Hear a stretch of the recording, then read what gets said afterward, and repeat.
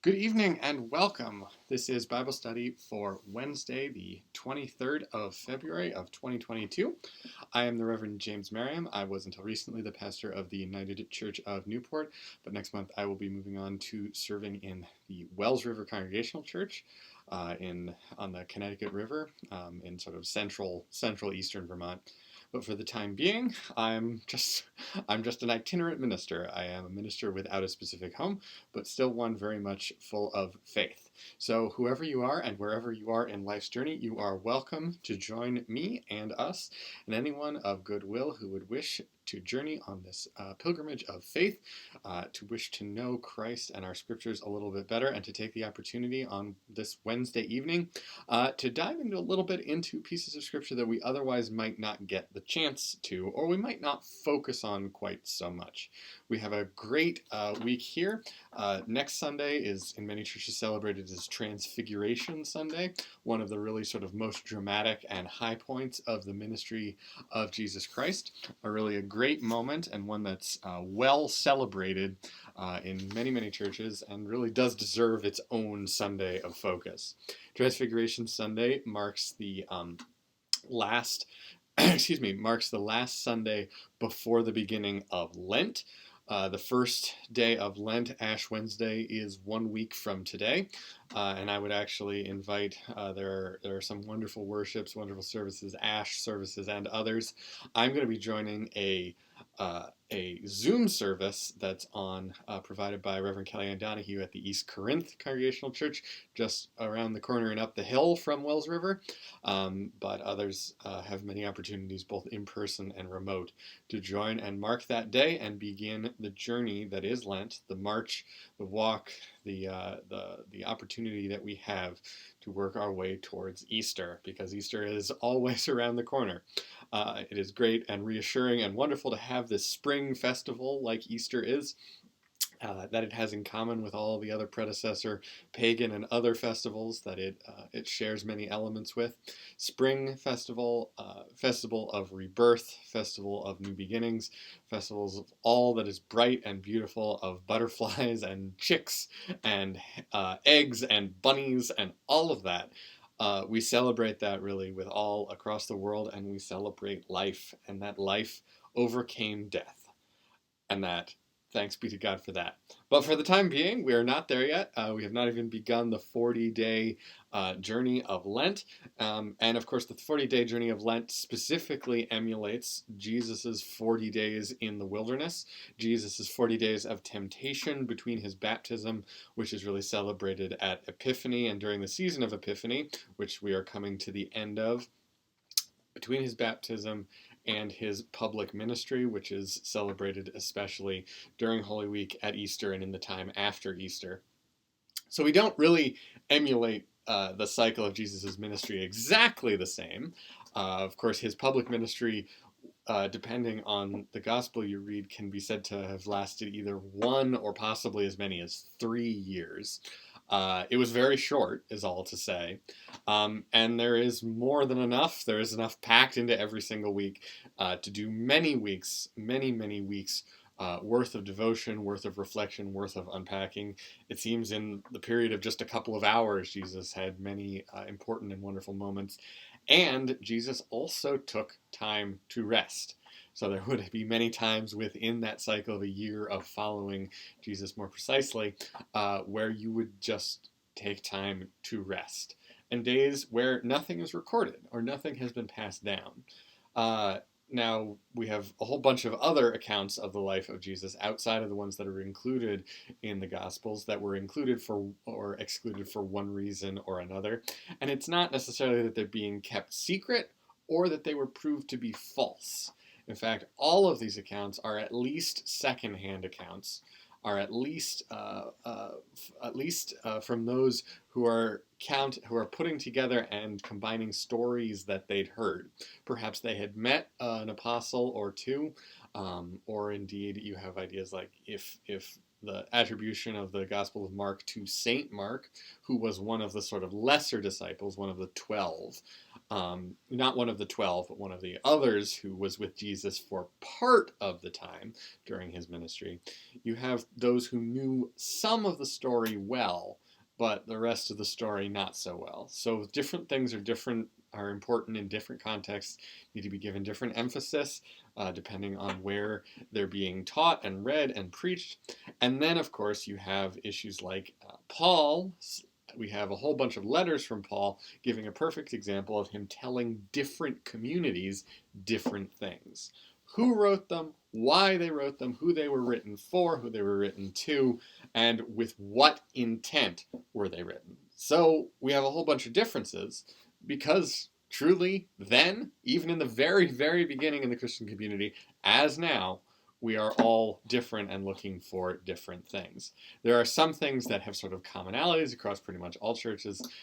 There are challenges that face us collectively just because of sort of the ways of the world and the times that we live in.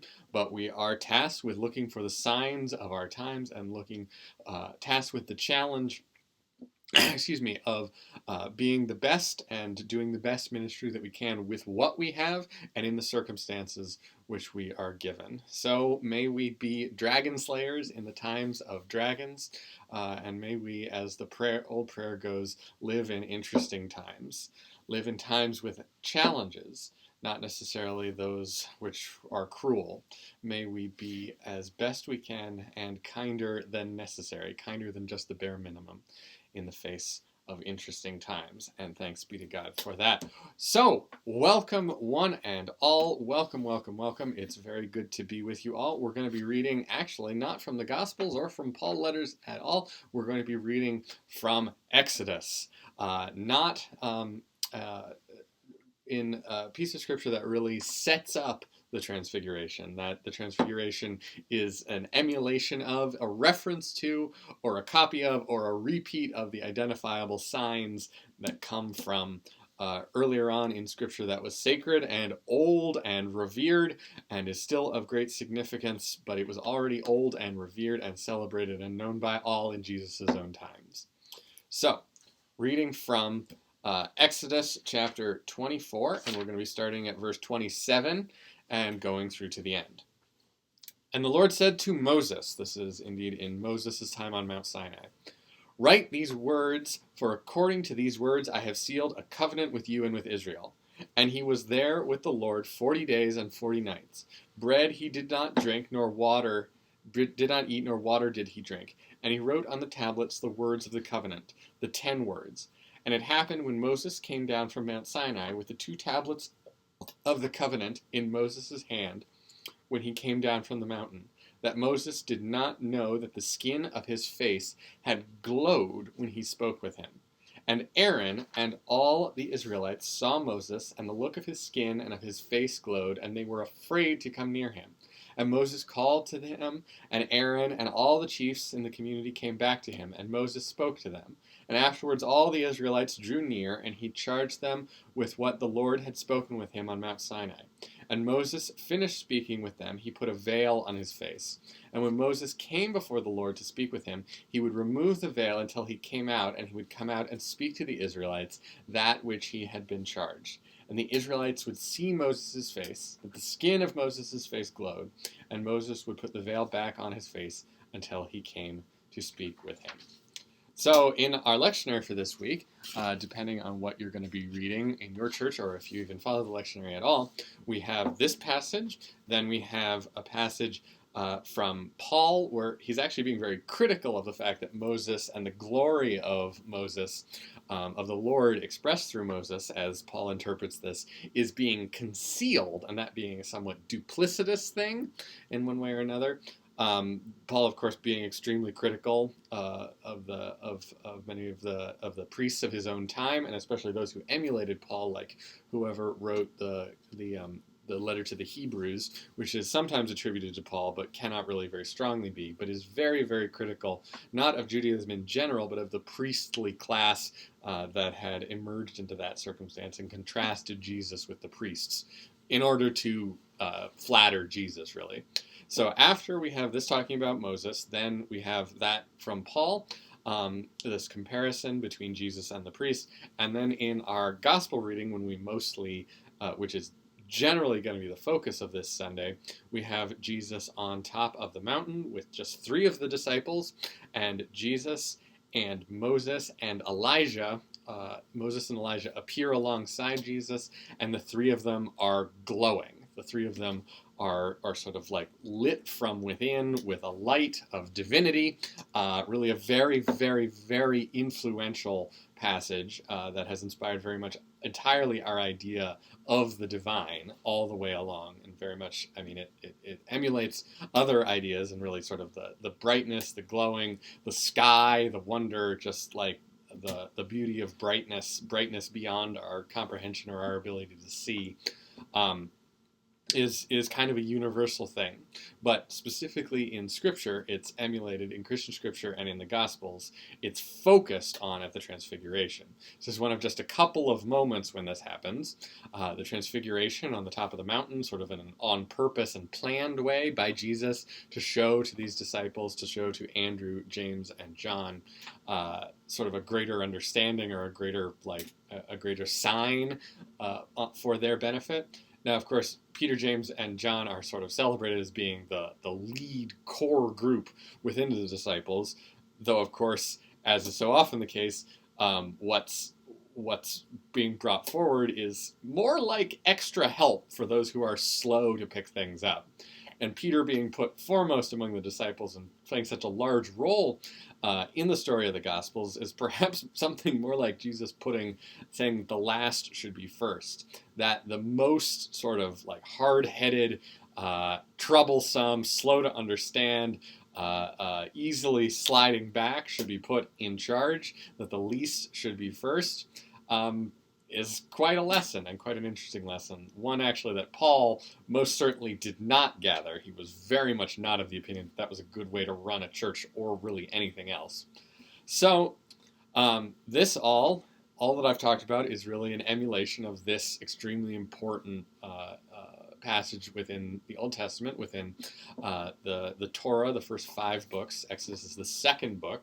And as you can see, I'm reading from the really rather skinny, but it's just one of 3 volumes, Robert Alter Hebrew Bible, 5 books of Moses, also known as the Pentateuch, which just means 5 books, also known as the Torah, which means law, because it is, of course, a long story and narrative containing this whole system of directives by which the various different sort of cracks at putting together a universal Jewish law over time have been made from. Excuse me.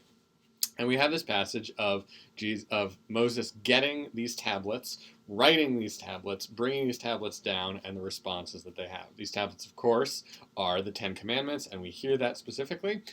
We hear God both saying to write down these words, and Alter makes a note of this comparison, that it's writing these words on the tablet in his own hand. So it is Moses who writes the tablet. They are human tablets written in a human hand, but with divine words, as very much is of much and really all that we do in church and otherwise, is to try to come with the greatest possible inspiration, but inherently human and fallible things are what go actually when pen meets paper, or when the actual rubber meets the road.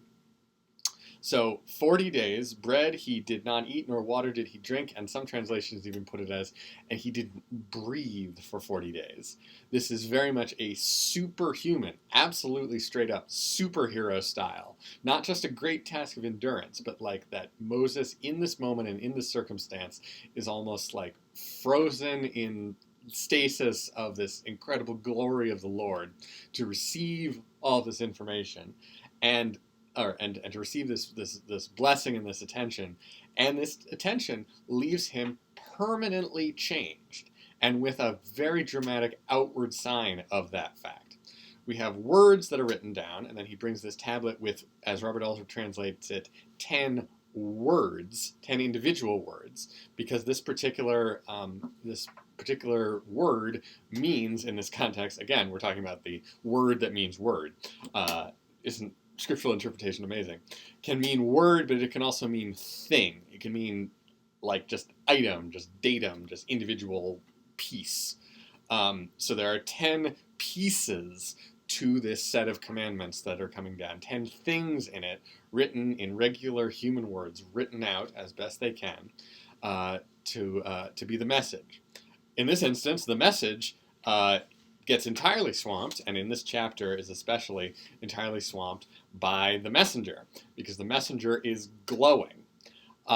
Early translations of this, and especially when this came first into Latin, the translation into Latin from the Greek, and then into English, it sort of exacerbated this problem. There was this idea that somehow this, what's translated here as glowing, turned into horns, which is coming out of, and there's a debate here about whether this is just poetic interpretation of that Moses had an early halo, basically an early vision of a halo, and that was sort of interpreted as horns. There's another interpretation that, because that's silly, what's specifically described is that it's the skin of his face, not out of the top of his head, is that his skin seemed to sort of thicken and give a radiance to it, so it was like horny, like warty or thick, rough, tough skin, but that glowed in a spectacular fashion. And all of this is to really sort of try to have this earliest crack at trying to describe a miraculous vision. An early crack of trying to use limited words, words of limited sort of breadth and understanding, to describe glowing wonder beyond all comprehension. And Moses is described as hiding this, covering this with a veil to some extent because perhaps it wasn't beautiful. Perhaps it was terrifying. Then and later on, the visions of angels, who are also said to have been human-like but also glowing in spectacular fashion, turn everyone to terror.